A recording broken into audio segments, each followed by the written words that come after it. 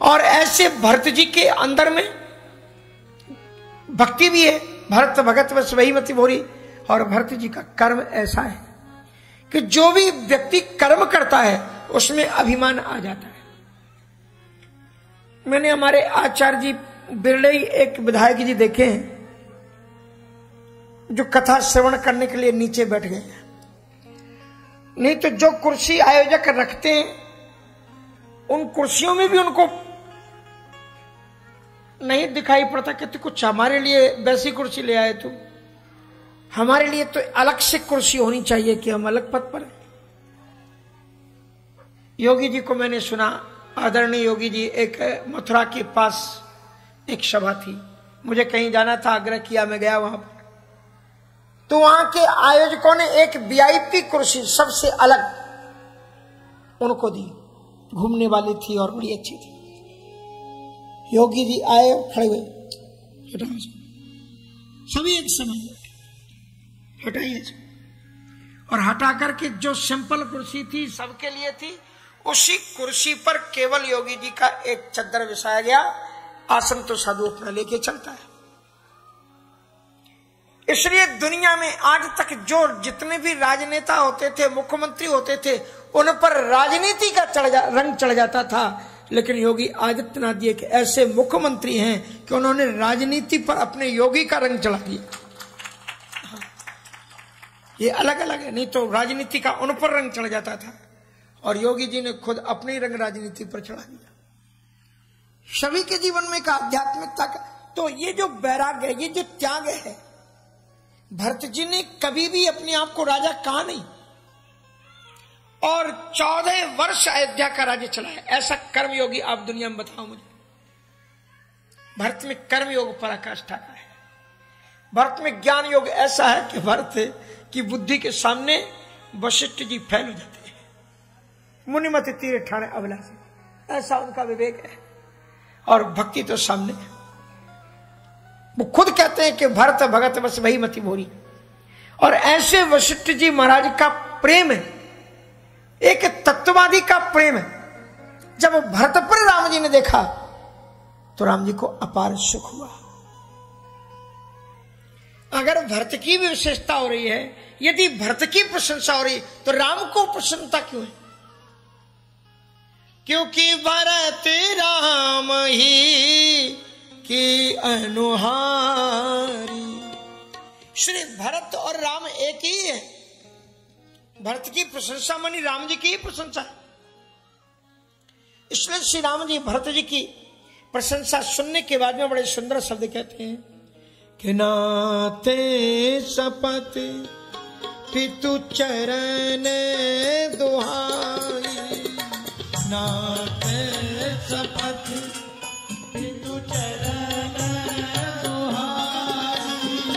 नाते सपत पितु चरण दुहाई। नाते सपत पितु चरण दुहाई।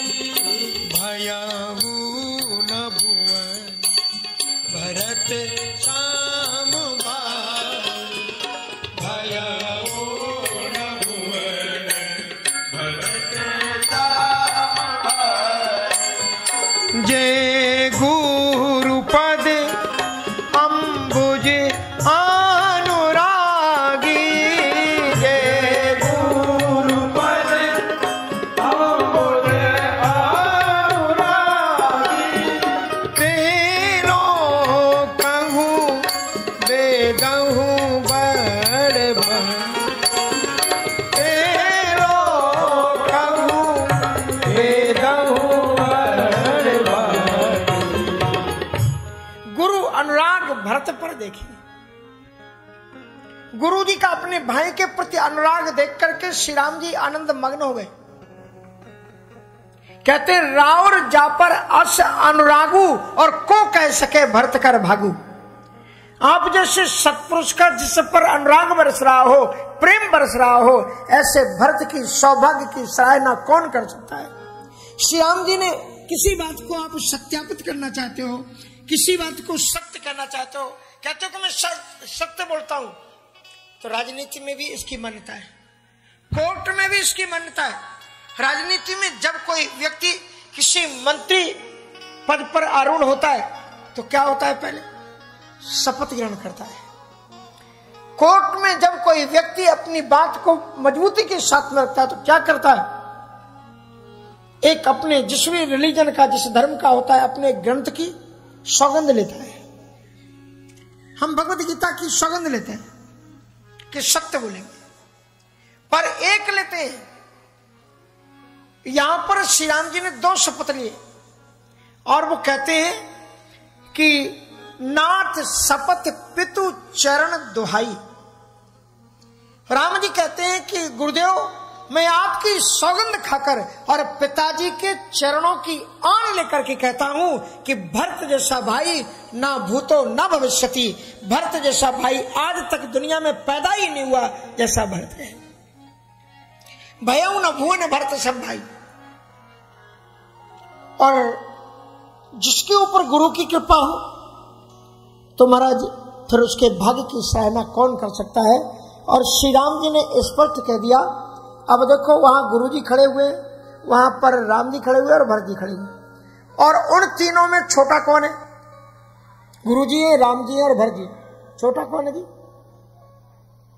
पर वो छोटा अपने चरित्र के माध्यम से, अपने व्यक्तित्व के माध्यम से इतना हाई लेवल पर पहुंच गया है कि सबसे ऊंची सत्ता पर विराजमान जो ईश्वर है, गुरु भी किसी ईश्वर की उपासना करता है किसी ना किसी रूप में। वो ईश्वर कह रहा है कि भरते भरते कहे सोई किए बलाई, भरत कहे सोई किए बलाई, असे कहे राम रहे आर गाई, असे कहे राम रहे आर गाई, असे कहे राम रहे आर गाई,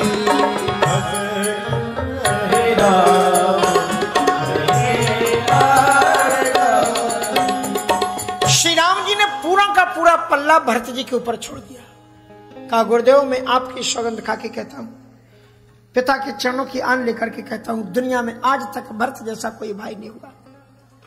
इसलिए मैं तो ये कहता हूं, भरत कहें सोई किए भलाई। आपका, समाज का और हमारा कल्याण उसी में है। जो भरत कह दे उसी को हम लोग मान लें। कितनी गजब की बात है भगवान की। सब कुछ भरत के ऊपर छोड़ दिया कि भरत जो कहेंगे उसी को करने में भलाई है। इतने गजब की बात राम जी ने बात कर दी। लेकिन जिसको कहा उसको राम जी एक बात कहते हैं कि भरत, एक बात का ध्यान रखना कि हो ये कुठाए सुबंधु सहाय, उठे हाथ अशनिहु के धाय। भाई भाई का रिश्ता क्या होता है, इस बात को समझ लो। और भाई का रिश्ता ये होता है कि छोटा भाई हाथ की तरह होता है और बड़ा भाई सिर की तरह होता है। अगर सिर के ऊपर कोई तलवार चलाए दुश्मन तो हाथ क्या करते हैं? हाथ ऊपर उठ जाते हैं और हाथ ऊपर उठ करके कहते हैं पहले मुझे काट दो, उसके बाद सिर के ऊपर वार करना। हाथ पहले ऊपर उठ जाते हैं। उसी तरह से अगर बड़ा भाई दलदल में फंस गया हो तो छोटे भाई का कर्तव्य है कि वो अपने बड़े भाई को दलदल से उबार ले। भरत में धर्म के बीच में फंसा, और धर्म एक ऐसी चीज नहीं है कि दूसरे के कंधे पर चला करके गोली चला दी जाए। धर्म कोई अदल बदल की चीज नहीं कि कपड़े की तरह बदल लिया जाए। इसमें यह नहीं हो सकता कि तुम्हें जो वचन माने दिया है कि तुम राज्य करो उसे मैं ले लूं और मैं अयोध्या के सुखों को फेंकूं और जिसके लिए 14 वर्ष का वनवास मिला है वो राजा बन जाए, और जिसको राज्य मिला है वो जंगल में आ जाए। ये उल्ट पुलट नहीं हो सकता। ये भी मैं कर लेता भरत, लेकिन अगर पिताजी सामने होते तो मैं कर लेता। लेकिन जिन पिता ने तुम्हें जो आज्ञा दी है, जिन पिता ने मुझे जो आज्ञा दी है, वे अब पिताजी नहीं है। इसलिए पिताजी के द्वारा दिए गए वचनों का परिवर्तन करने का न तो आपको कोई अधिकार बनता है। क्या गजब की बात है। राम जी की नीति देखो, कहते हैं भरत कहे सो किए भलाई, और बाद में कह देते हैं कि भरत ध्यान रखना तुम छोटे भाई हो। और छोटे भाई का मतलब यह है कि होए कुठाए सुबंधु सहाय, छोटा भाई कुठाए में भाई दलदल में फंस गया हो तो बचा लेता है। श्री राम जी ने इतनी हाई लेवल की बात कर दी। श्री राम जी कहते हैं कि भरत, मैं पिता का बड़ा आदर करता हूं, मैं पिताजी का बड़ा आदर करता हूं, और पिताजी का आदर यह है कि उन्होंने मेरे लिए प्राणों का परित्याग कर दिया। लेकिन पिता से भी ज्यादा आदर मैं तुम्हारा करता हूं। एक बार मैं पिता के वचनों को टाल सकता हूं, तेते अधिक तुम्हार संकोचू, पिता से भी ज्यादा मैं तुम्हारा संकोच करता हूं। यदि तुलना में रख करके देखा जाए तो क्या दशरथ जी राम के प्रेमी नहीं थे? फिर भी राम जी ने जब एक जगह मौका आया तो ये क्यों कह दिया कि भरत तुम्हारे प्रेम, तुम्हारा आदर मेरी दृष्टि में पिता से भी आगे है। आप कहीं कोशिश करो, खोजो ऐसी क्या बात है भरत में विशेषता जिसके कारण वो दशरथ से भी आगे है। जहां राम के प्रेमियों का चिंतन होता है वहां दशरथ जी कम प्रेमी नहीं है। दशरथ जी के बारे में एक दोहा गोस्वामी तुलसीदास जी ने लिखा है कि प्रणवाओ अवधि भुआल सत्य प्रेम जहि राम पद। मैं अयोध्या के चक्रवर्ती सम्राट राजा दशरथ जी के चरणों की वंदना करता। सत्य प्रेम जहि राम पद। कैसे पता लगा? का बिछुरत दीन दयालु प्रिय तनु तृण एवं परे हरिऊ। दशरथ जी का राम जी से कितना प्रेम था। संसार के लोगों को सबसे ज्यादा प्रेम अपने शरीर से होता है, पर दशरथ जी को अपने शरीर से भी प्रेम नहीं था जितना राम से प्रेम था। राम का विछोह होते ही अपने प्रिय शरीर को तिनके की तरह छोड़ दिया। राम राम कही राम कही, राम राम कही राम, तनु परिहरि रघुबरे बिरह, राव गयऊ सुरधाम, राव गयऊ सुरधाम। क्या दशरथ जी का कम प्रेम था? प्रिय तन तृण एवं परिहरिऊ। संसार के लोगों को सबसे ज्यादा प्रेम अपने शरीर से होता है, लेकिन दशरथ जी ने वह प्रिय शरीर तिनके की तरह छोड़ दिया। और राम जी भरत से कह रहे तेते अधिक तुम्हारे संकोचू। मैं उन दशरथ जी अपने पूज्य पिता, यहां ब्रह्म बोल रहा है, ध्यान रखना, बेटा नहीं बोल रहा है, यहां ईश्वर बोल रहा है। और ईश्वर तुलना जब कर रहा है दोनों की भक्ति की, भरत की भक्ति की और पिता की भक्ति की, ऐसा नहीं है कि दशरथ जी भक्ति करते थे कि वात्सल्य करते थे। आप दशरथ जी के पूर्व जन्म में जाओ, मनु शत्रुपा के रूप में, मनु रूप में। जब भगवान आए तो उन्होंने सबसे पहला वरदान ये मांगा कि चाहो तुम्हें समान सुख, यही मांगा प्रभु सब कवन तुरा। क्या मांगा? कि आपकी तरह बेटे हो। एक्चुअली वो कहना ये चाहते थे कि आप मेरे बेटे हो जाओ, मैं आपका बाप हो जाऊं, पर वो सांस जुटा नहीं पाए, इसलिए डरते डरते बोले तुम्हारे जैसा बेटा चाहता। अगर ईश्वर की जगह, राम की जगह कोई दूसरा होता तो दशरथ जी पर नाराज हो जाता।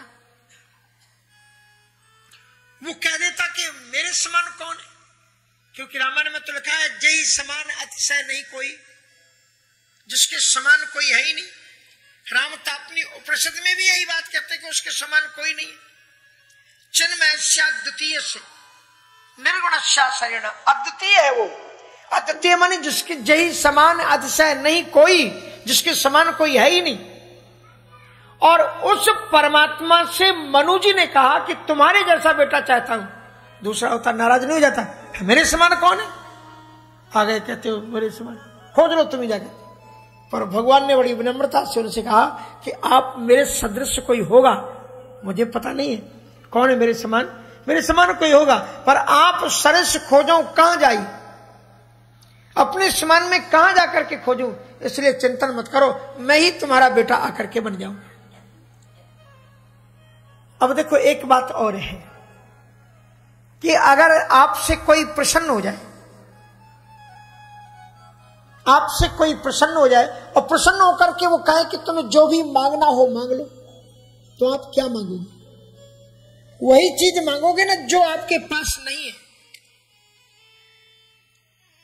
विधायक जी ने कह दिया कि हम आ गए हैं भैया, जो कुछ बात हो बता, तो आप यही कहोगे ना कि हमारी वो सड़क नहीं है, यहां पर पानी नहीं, यहां पर बिजली नहीं, यहां पर ये नहीं। जो चीज नहीं होगी वही मांगोगे ना। जो चीज नहीं है उसी चीज को आप मांगोगे। लेकिन ईश्वर कहता है, ईश्वर इतना अपार है, उसके सामने तो कोई दानी लगता ही नहीं, जय समान है, वो कुछ भी दे सकता है। और मनु जी कहते हैं कि दान श्रोमण कृपा निधि, आप दानियों में श्रोमणी है, आपके समान कोई दानी दुनिया में है ही नहीं। जही जाचक जाचकता जरी जाए, ते ही आने छोड़े निहारिये को।